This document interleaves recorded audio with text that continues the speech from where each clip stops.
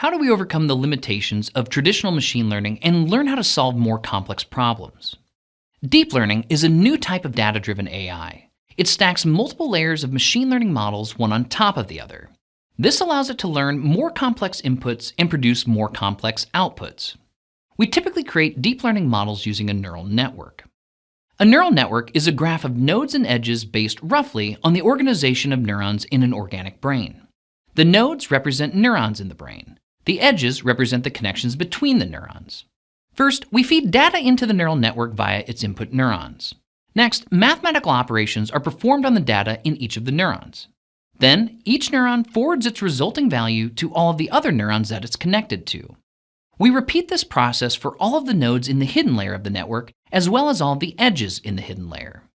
Finally, the network produces a prediction from its output neurons. There's a bit of math involved to make this entire process work. However, we're going to skip over all of the math to keep things simple. A deep neural network is a neural network with more than one hidden layer. Adding more hidden layers allows the network to model progressively more complex functions. For example, imagine we wanted to teach a deep neural network how to detect human faces. First, we'd feed a set of labeled images into the input layer of this network. We'd do this to teach the network the faces of each person and their corresponding name. The first layer of the neural network would learn to detect geometric primitives, for example, horizontal, vertical, and diagonal lines. The second hidden layer would learn to detect more complex facial features, for example, eyes, noses, and mouths. The third hidden layer would learn to detect the general pattern for entire faces. The output layer would detect the most abstract representation of a person, in this case, the name of the person being recognized.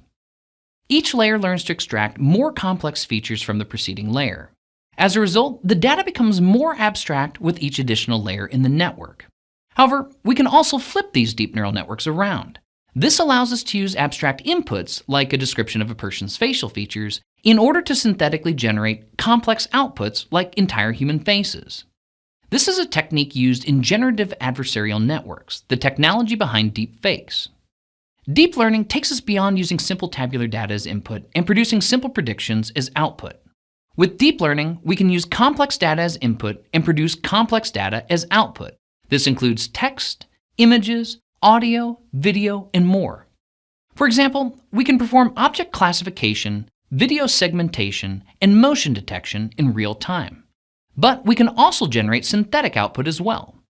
Watch as this deep neural network generates images of imaginary celebrities.